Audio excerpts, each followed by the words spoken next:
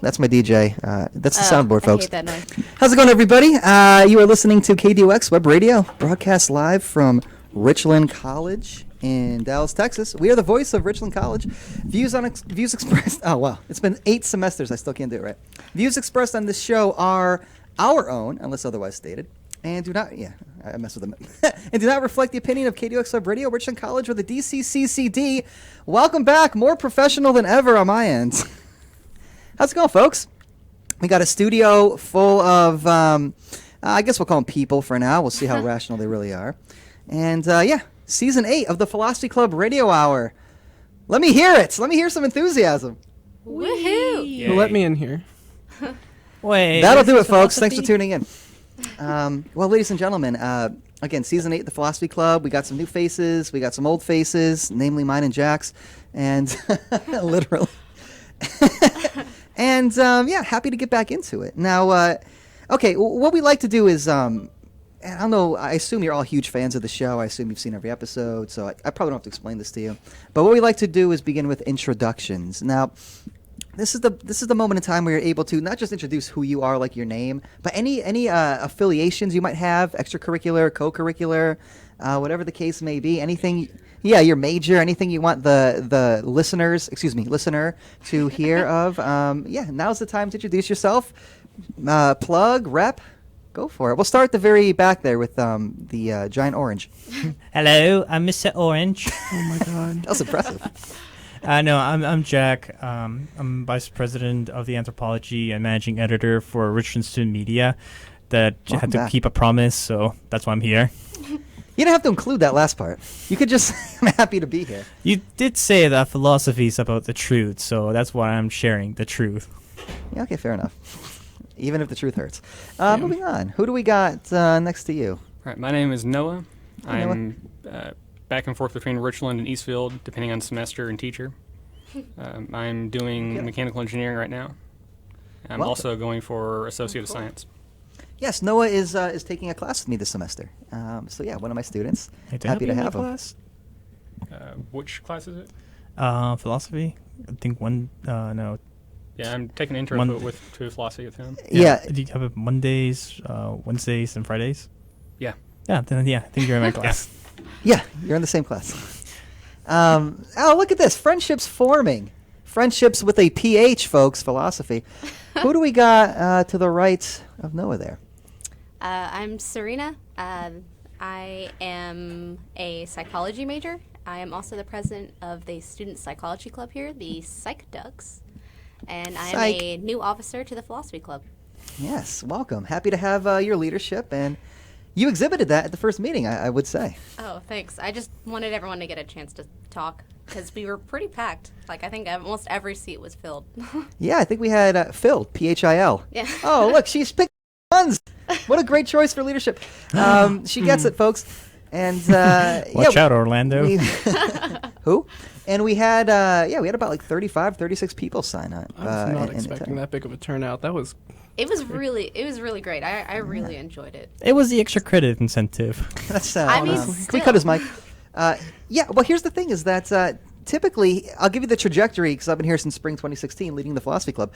We usually start out really strong with like in the mid-30s like we did. And then that maintains. And then like post-midterms, and maybe this is how it is for most of the clubs, it gets smaller and smaller and smaller. Now, last semester we kind of changed it up. Like things maintained its strength throughout, especially enrollment-wise. But you never know. So yeah, we're starting off strong. Hopefully we can maintain that momentum. And that'll help with very active members such as the next person. Introduce yourself, sir. Hi, I'm Ryan Cruz. I am a biology major, and my nose is really itchy. Please don't judge me if I poke it a little. That's okay. You're being recorded live in front of people in the internet. We've Still had it on the mic. yes. Oh, ew. Hey, we've had people in this radio show. I think we've had them sneeze onto the mic. We've had them fart into the mic. Oh. We've had them cough. We've had them burp. And that's just the host. Thank I you, don't want folks. to be near these Yeah, things. my mic looks a little ragged. So Congratulations, everyone in this room has the coronavirus. Oh my god, no. Yeah, this is actually quarantine. That's why you're in the studio. All right, so y'all, the very first topic, again, was decided upon. So every topic is usually voted upon by the students, or I should say the club members, because it's not just limited to students. There were admins there as well, faculty there as well. And, of course, everybody's welcome who is a member of the DCCCD, not even Richland in particular. Having said that, again, the Philosophy Club, let me plug it now, meets every Tuesday, as it often has. But this time, we've changed up the time slots. We're meeting now 3:30 to 4:30 p.m. Late afternoon contemplative hang, folks. Late afternoon, same spot as always, EO32. That's the OSL classroom. So, yeah, try to get at us 3:30 to 4:30, and of course, look for us on social media. We got an Instagram, we got a Facebook, we got a Twitter, we got all that fun stuff. And of course, before I forget, first and foremost, I am Professor Manzi. I'm the faculty advisor of the Philosophy Club, and I should say this: big shout out to everybody who participated at the club fair. Because the club fair, before we get into the first meeting, prior to that, is kind of like recruitment week, and Philosophy Club represented with a pretty awesome board, I would say. And yeah, we got a lot of signatures and generated a lot of interest. We were next to the Anthropology Club and the Psychology Club, or the Psych Ducks. Again, you know, friends, like-minded individuals, a lot of overlap in those clubs, the art club as well. What's so funny? About my table? He's laughing at my table because I decorated it with condoms. Oh, yes. Well, she wants to keep Richmond safe. Mood. Hey, I mean, you're I a college condone that. Thank you, folks. That was a thinker. Just give it a second. The listeners at home are laughing. I mean, that is my mom and cousins are laughing. If you do want to, of course, spread the word about this podcast, look for us on YouTube, and of course, look for us on richlandstudentmedia.com, which is where you find all of the radio shows that are produced by KDUX and Jack Fletcher here. All right. Having said that, folks, first and foremost, let me say this: the Anthropology Club won best booth. And the year before that, I guess the Psych Ducks won best booth. Is that right? It is. Yeah, and are we getting any of the pizza? Can Philosophy Club?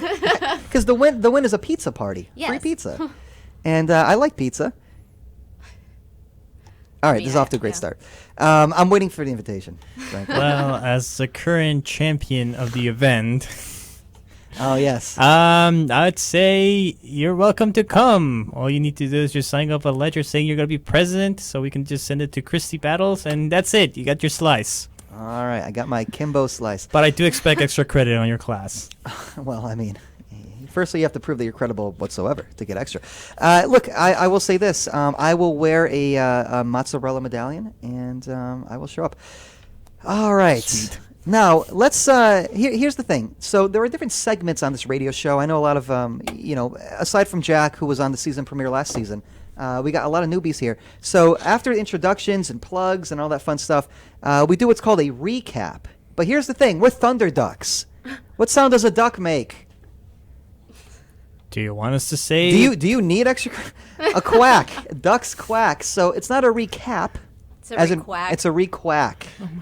Quack. God, I knew it was a mistake coming here. Yes, yeah. Well, I mean, hey. It was a mistake accepting you to my class. So listen. Here's the thing. We could do a re-quack if you all like. I will say this: it was a very and I'd like to hear your opinion on this. It was a very passionate meeting, I would say. A lot of people had really interesting, insightful things to say. And then, of course, Mr. Cruz said some stuff as well. So a lot of that's a joke, folks. You can laugh at that. Ryan, I loved your contributions. And listen, we could eat. You said things and you wrote things. Yeah, he wrote things on the board. For the first time, I'm surprised. This is the first time an attendee said, "Can I write on your board?" and actually took over the entire board. It hasn't happened in a long time, and I like that it happens. We can again illustrate things as well as simply verbalize them. I'm genuinely surprised by that sentiment. I really figured I would have I thought that's something everyone would have probably have done before. It's such an easy way to organize thoughts in the conversation topics. No, it's what a humble brag. Well, maybe bring a PowerPoint next time. Bring a PowerPoint. Actually, bring the classic sliders. You have those giant notebooks. Hell or yeah. And if you could bring sliders to eat, I would like that as well. That'd be great. Okay, Yeah. my second class professor, she isn't there are a few days where she's not coming to class, which means I have a whole hour where I can go to Jack in the Box and get you some cheesy fries. Oh, that sounds amazing. So Watch out for whenever that happens. Well, welcome aboard, new president of the Philosophy Club. That's fantastic. Great. Lock the door so Orlando can't get in. Orlando, if you're listening to this thing, we love you. More like Orlando don't. Thank you very much, folks. Nancy's words, not mine. No, I love the kid. He's the best. All right. Having said that, he will be missed. Now, listen. Here's the thing. Should we try to recap some of just the major positions, or do you want to try to like take it from the top and trace the trajectory, or do you want to just say a few basic things and then just use it as a springboard for further conversation? It's up to y'all. Let's go with the latter. Okay. Yeah, let's go. Yeah, I was gonna say because it ran over and we had so many people backtracking. Yeah. It was an intense. As opposed It to the was all over shoots, the we'll place. use the latter. I don't know the difference between fake and real laughter. Please feel free to. I'm genuinely tickled. I like puns. I appreciate that. Thank you. Well, you've come to the right place. Nancy, if you want to make me laugh, you have to be like quality of Louis C.K.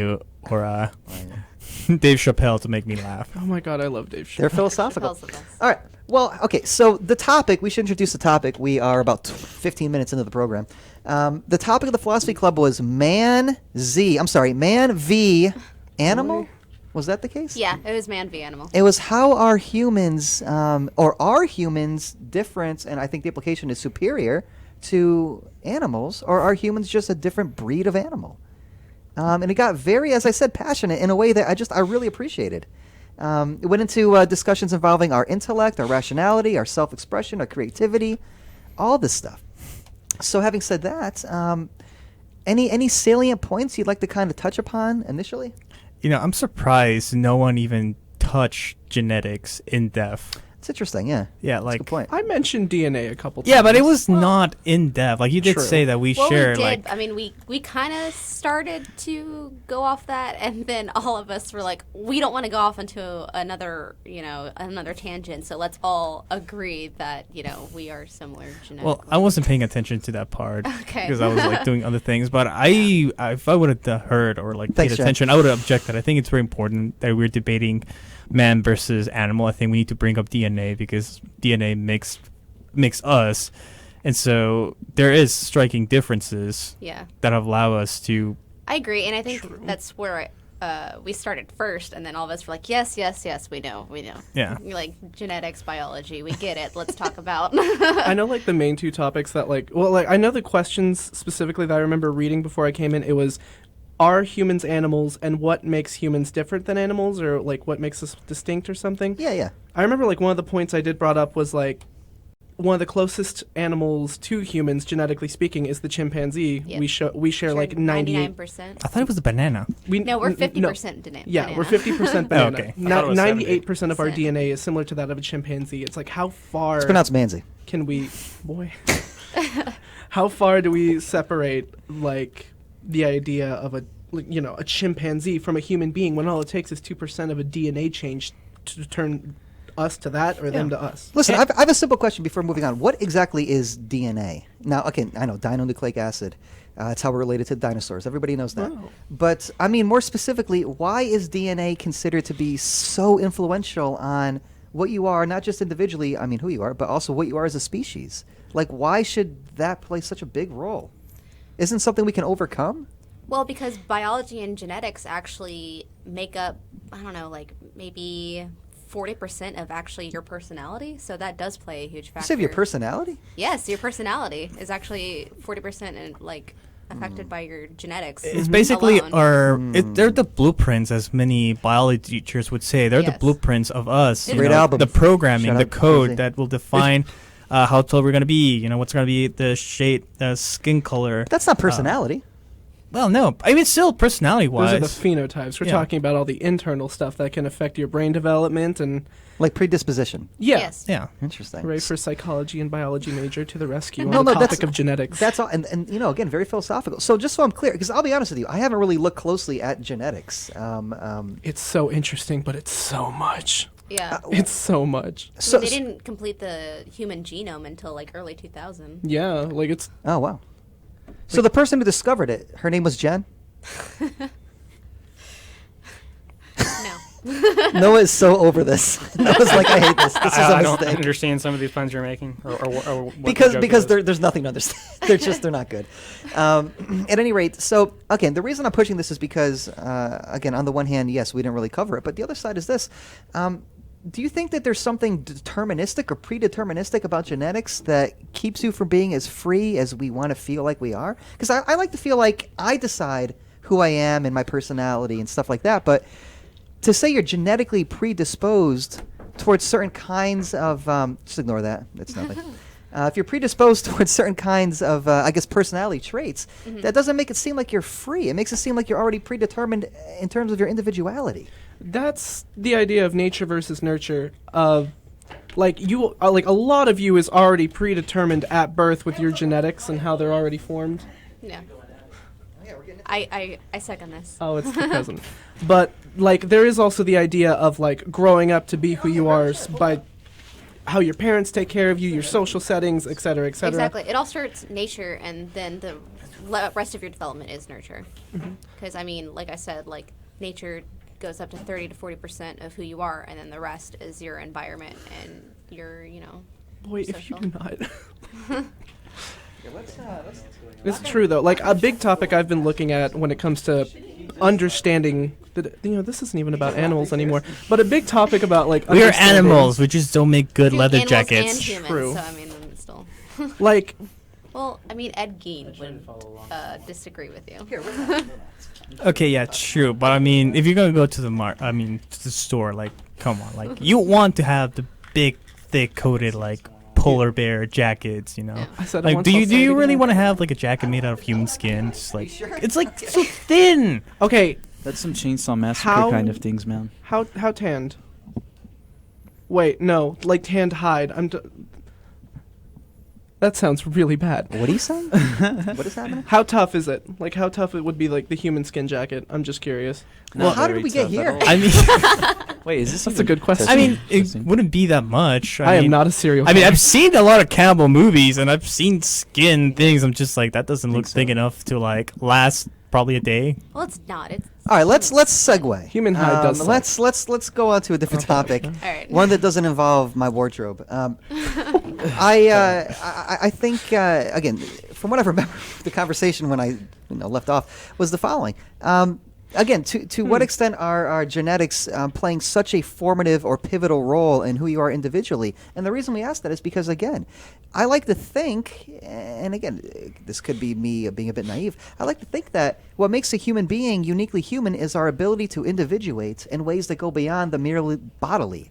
The mere fact that, okay, here's my individuality in time and space, here's my physical, here's what I take up in space. Human beings can decide for themselves not just what they are in terms of, again, their bodily attributes and pursuing some talents over others, but we could decide who we are in terms of what we value. I feel like that takes a level of awareness, possibly what you might even call spiritual. Wow, that's messed up.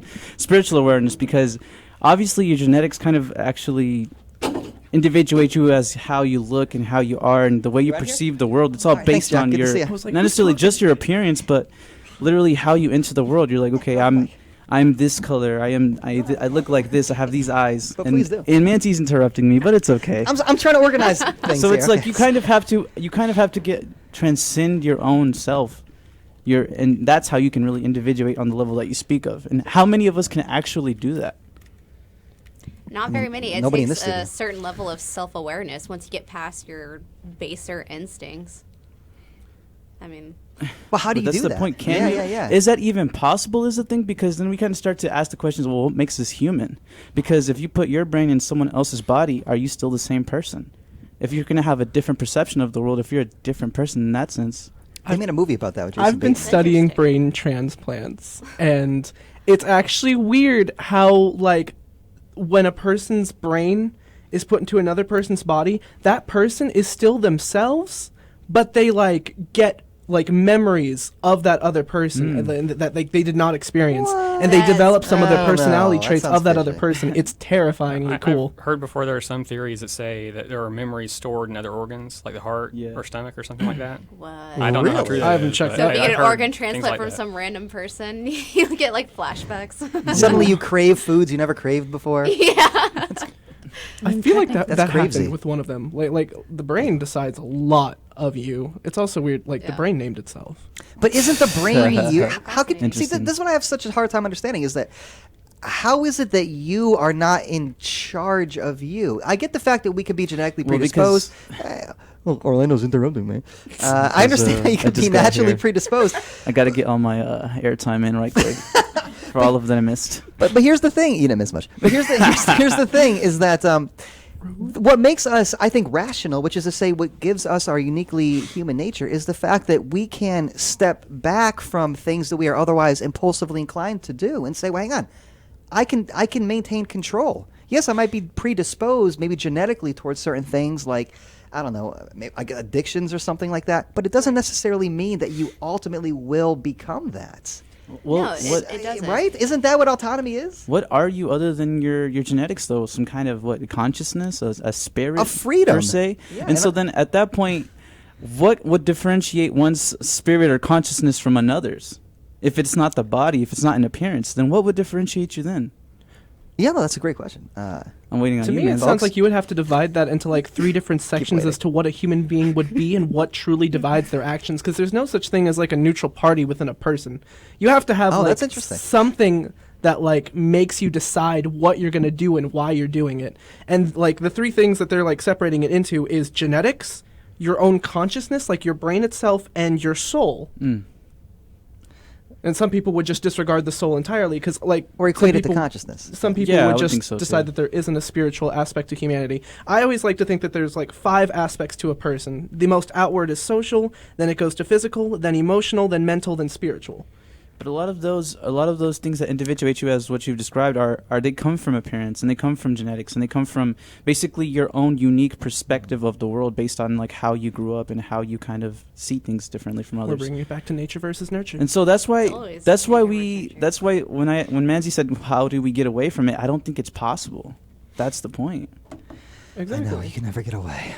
Sorry, man. No, I'm like- sorry to disappoint you. You know. Like, if you take away our sense of consciousness and like DNA that would like help us to truly understand the world we're in and make the decisions we want to and why we're doing it with like having any sense of purpose or meaning, all we would be left with would essentially be is the 3rd aspect of ourselves that would be deciding this. It's our soul.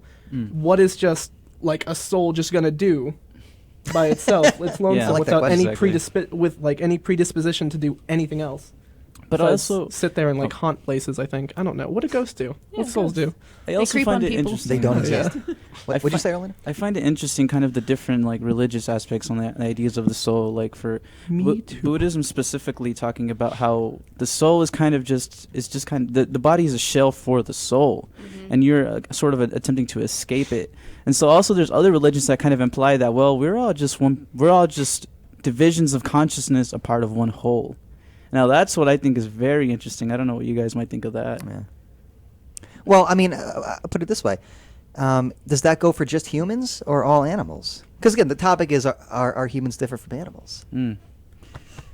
I would say any living thing. Interesting.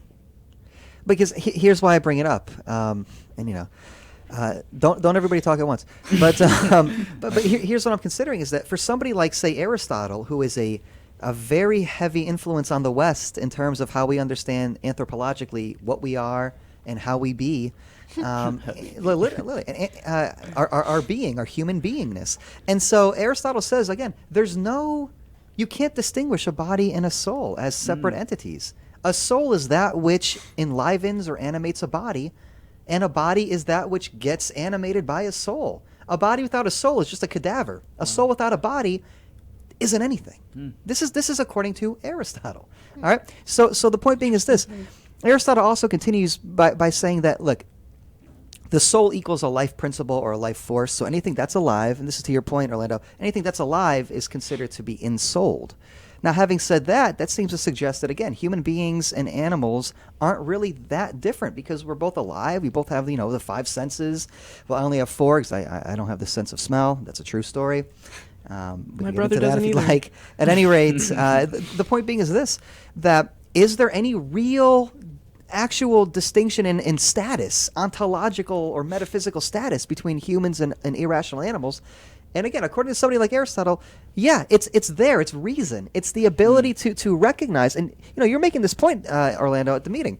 It's the ability to recognize that we are able to consider. We can objectify ourselves. We can objectify human experience and say, well, what is human experience? We can dissect it. We can anatomize it, like scientists, categorize it, understand it, diagnose it.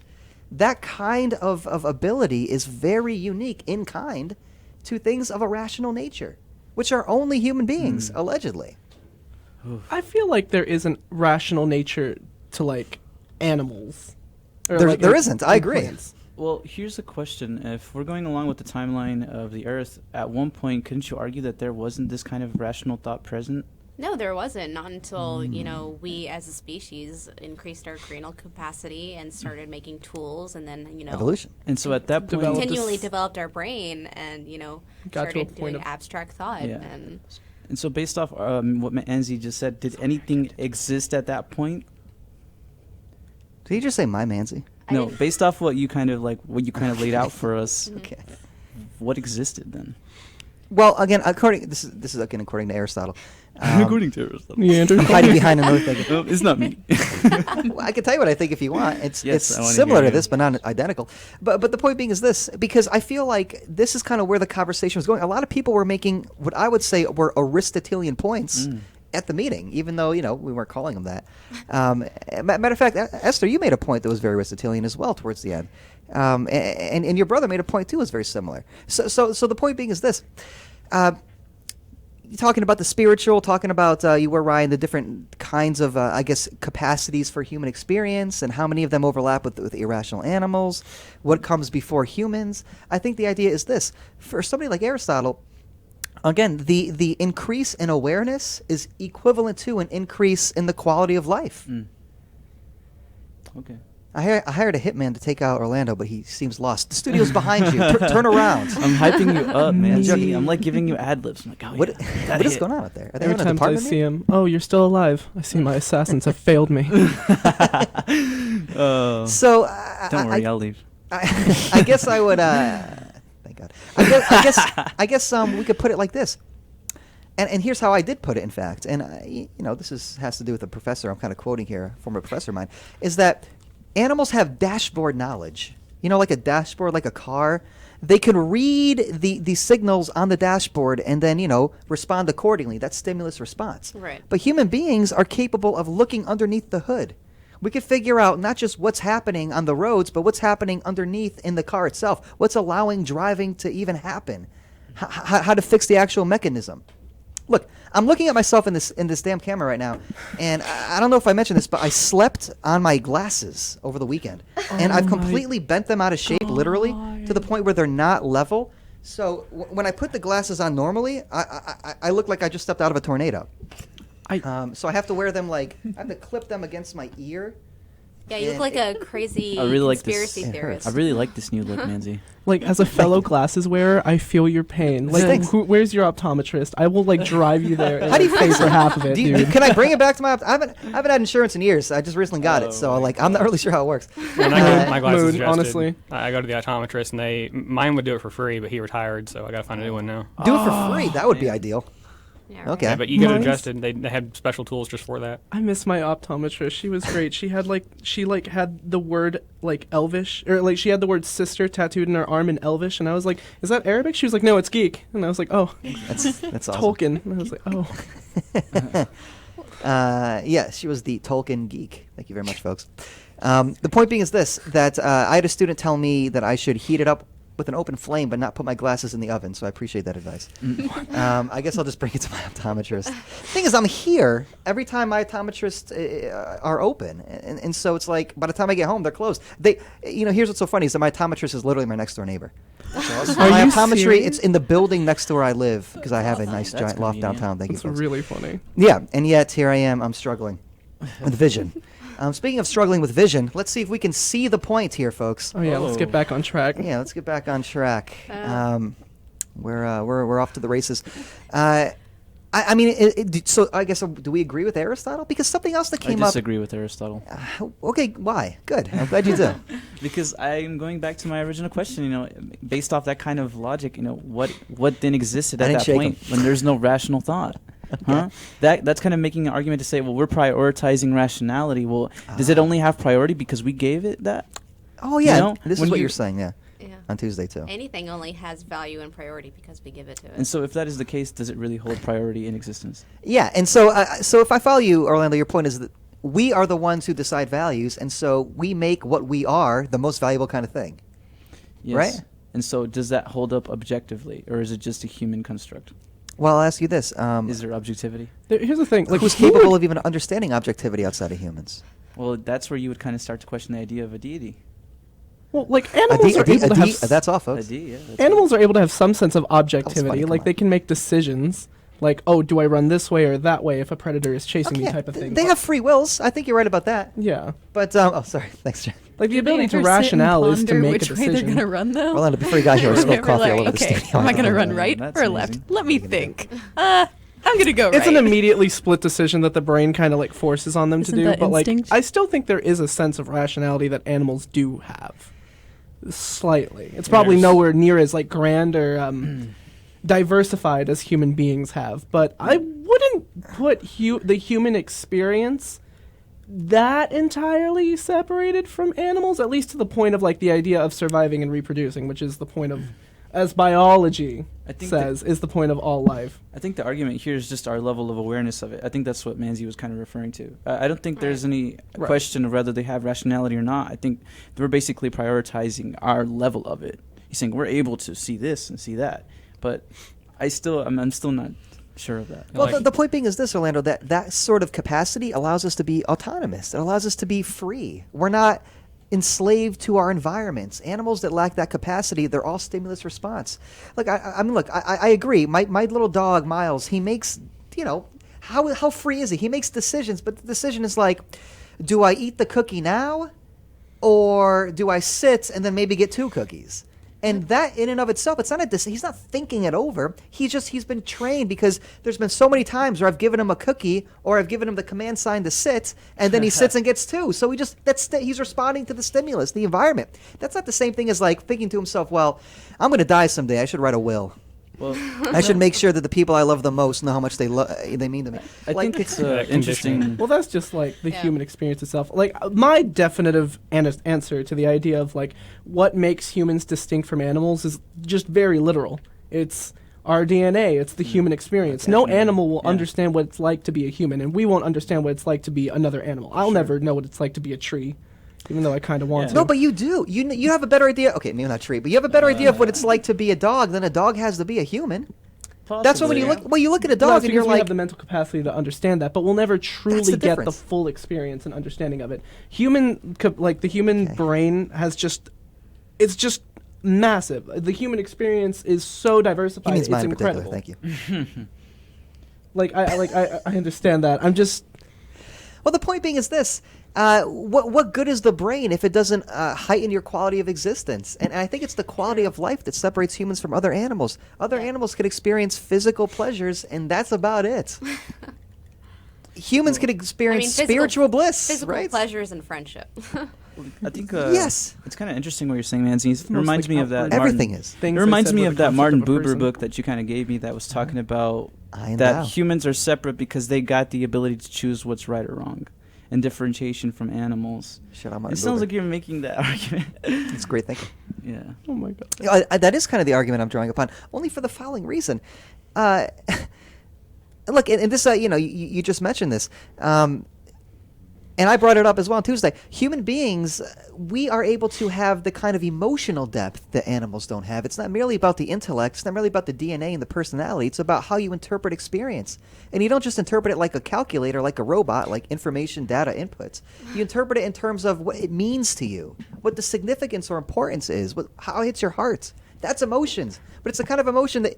What are you doing, Orlando? He's trying to kick me in the head. Stretching. Well, it's the kind of emotional depth that only comes from the kind of being, namely a human, that's capable of rationally reflecting on the nature of relationships itself.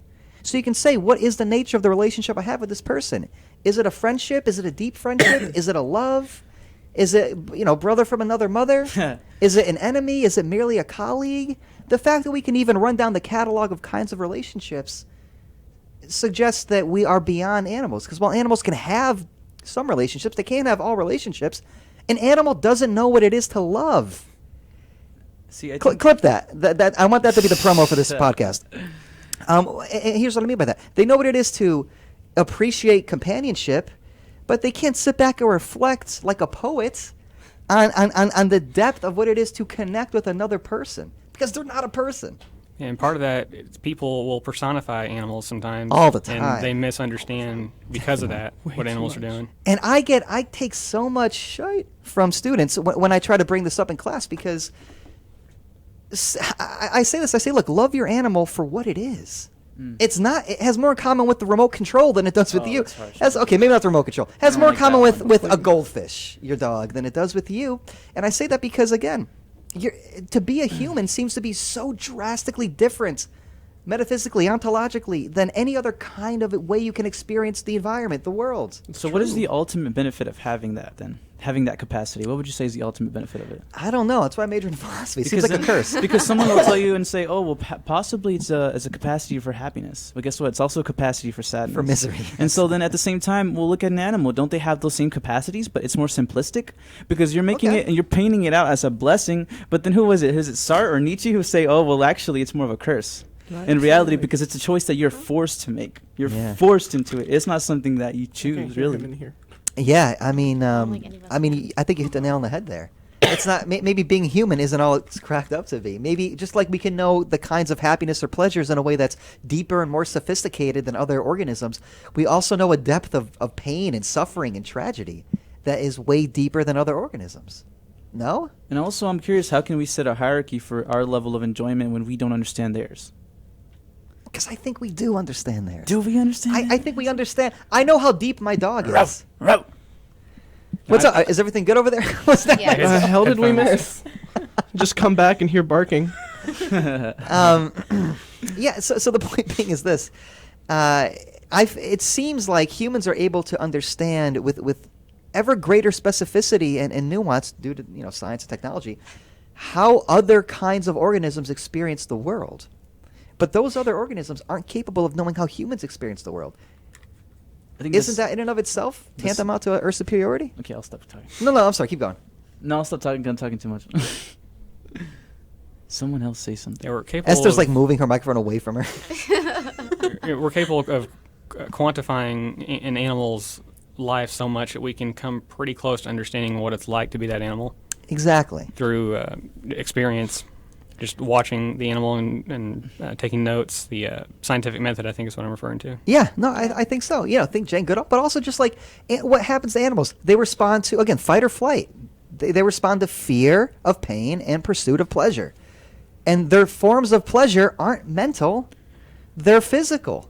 We share in those kinds of pleasures, maybe even more so. My dog can't cultivate a palate for fine wines or fine cheeses. I think it's very interesting how we talk about how close we get to the understanding of animals, but yet there's always something we discover.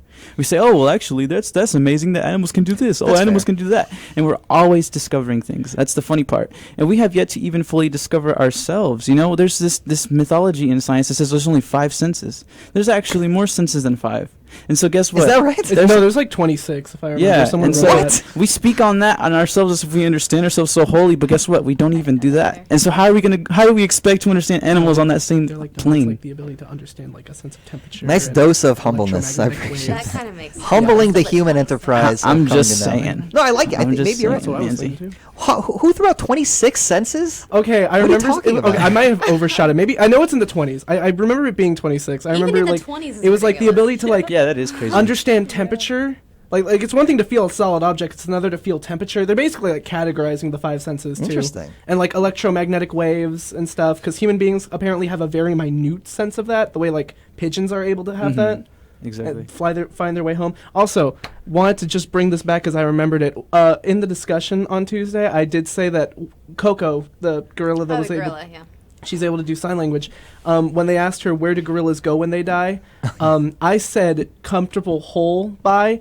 No. I said hole in the ground. Hole in the ground by. by. Yeah. She said like I messed up. She said comfortable hole by.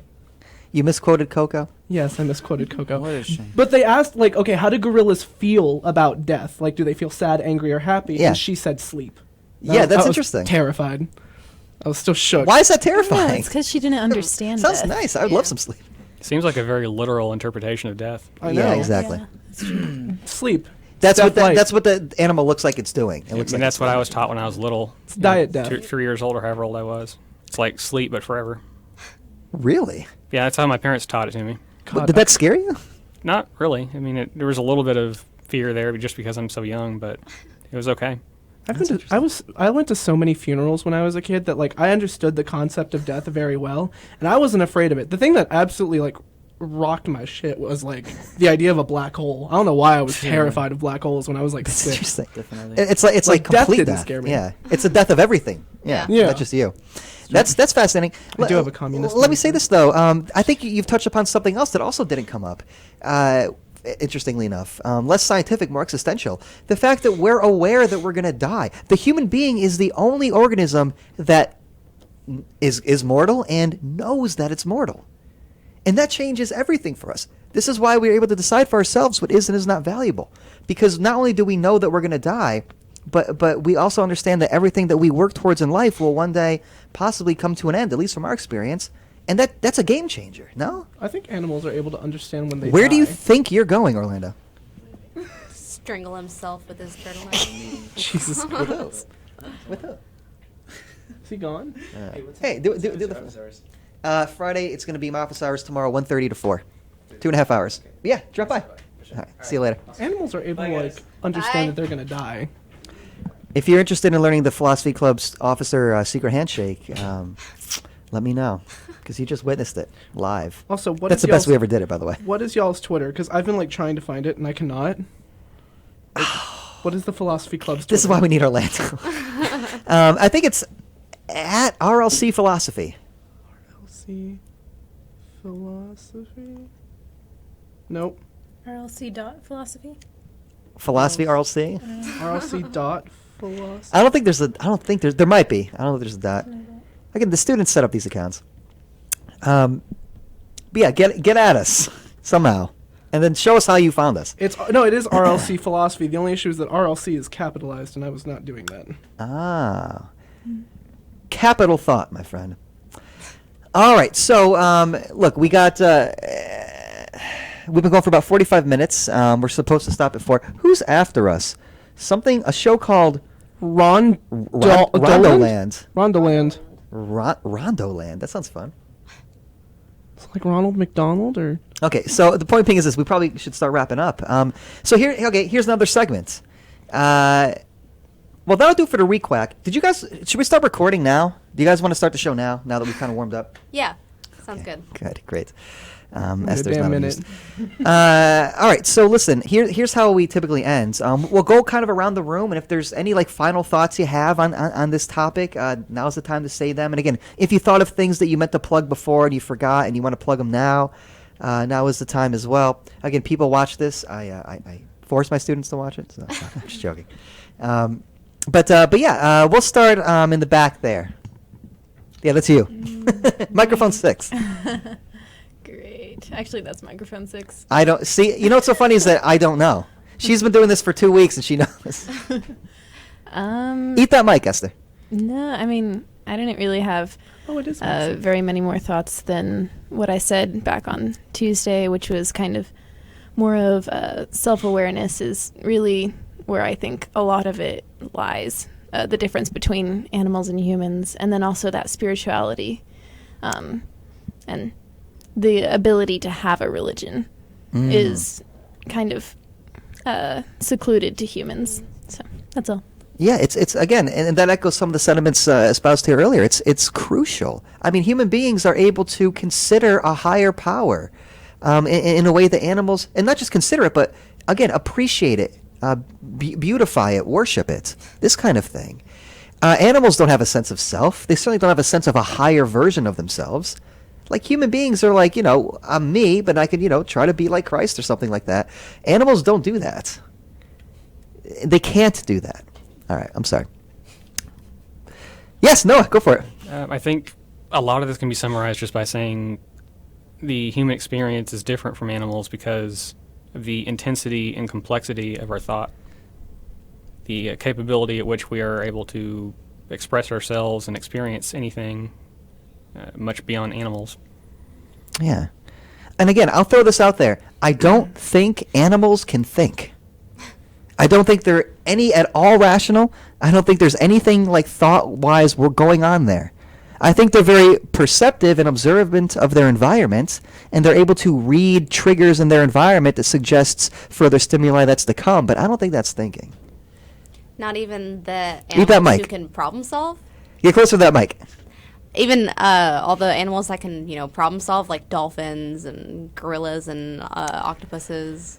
I guess I have to look at the studies. I don't. They're really what interesting. problems are they solving? So Lung division? No, they come across like a test and then they realize it's not working, so they realize, oh, I gotta do this to solve this problem, and then an octopus can camouflage, and an octopus can open a jar if it wants something in it, like. Really? Yes. Forget that octopus in a zoo that left its tank. It memorized the security guards nightly routine whenever they walked, and after it would be gone for a while, he would sneak out, go into another fish tank, eat the fish, come back, and they'd freak out about why they're missing fish the next morning until they caught him on camera doing it. That's creepy. That stimulus response meets unintelligent people. And then, that even sounds parrots, parrots are extremely intelligent, and, the smartest parrot that ever lived was as intelligent as a 6-year-old child. Oh, yeah, you brought that up on Tuesday. I actually Yeah. wanted to circle back to that. So, how are they measuring the intelligence of a parrot? By its vocabulary? So its vocabulary, its ability to problem solve, its ability to recognize shapes, words, colors, and ask for certain things by, pointing things out. Interesting. I will say this. If there's anything going for the argument that the animals are capable of some sort of thought, however rudimentary, it's going to be tied into their ability to have something like a language. I think it's tied into their communication. I agree. Prairie dogs and meerkats have similar things like that, but usually most of the time it's Eat that mic. specifically to signify that there's a predator nearby. Right. Yeah, it's calling out things about the environment, about the stimulus, and how to respond to it. You don't have a prairie dog being like, I think I'm going to design something new this year in terms of technology and fashion. It will never happen. The most an animal could do is solve immediate problems in its own environment. And so again, even an That's still a octopus. form of thinking. I don't know. I think it's just reactionary. It's hey, And when isn't I see a everything cloud in the reactionary? sky, that means it's going to rain. It's like, hey, when the guard is not here, that means I can go get the fish. I don't know if they're hatching a I scheme. can see that. You know what I'm saying? I would consider that primal and basic. Yes. Even if it's not thought like we have, it's some type of process, like a Yeah, it's learned behavior. Hey, thanks for coming. That's the kind of like a basic internet, a basic programming code, like statement 1, statement 2, 1 plus 2. and that goes back to your points about genetic coding, I guess. Yeah. Okay. I'm sorry, but yeah, Ryan. Final thoughts. My final thoughts were just the same as they were at the end of Tuesdays. It's what makes an animal distinct from a human, and that's literally everything that a human is distinctly different from in terms of an animal, whether down to the simplest thing as DNA to the most major thing that, biologically speaking, we've left the Earth. We've gone to outer space, and we can just do that. No other can animal, leave the environment, no yeah. other plant or animal, no other living creature has ever been just has the ability to do that. That is incredible. Yes. That's the most incredible aspect about, like, that really does separate human beings from animals. The minor thing is just the DNA difference. Yeah. Okay. So Ryan is all about Trump and sending us into space. What? Oh, I'm joking. Listen, here's something I want to bring up because y'all kept talking about the biological, but human beings have been able to transcend their biology. It's called That's gender true. correction surgery. That's true. Human beings are able to take what was biologically DNA genetically given to them and decide for themselves whether they want to accept it or reject it or deviate from it. I mean, that is pretty creative. That is pretty independent. You're able to not be determined by even the most basic things. Would you say that's very human?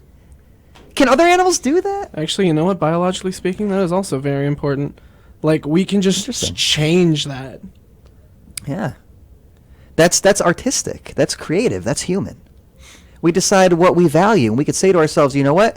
Just because I was born, looking like this or this way doesn't necessarily mean I have to value it and maintain it.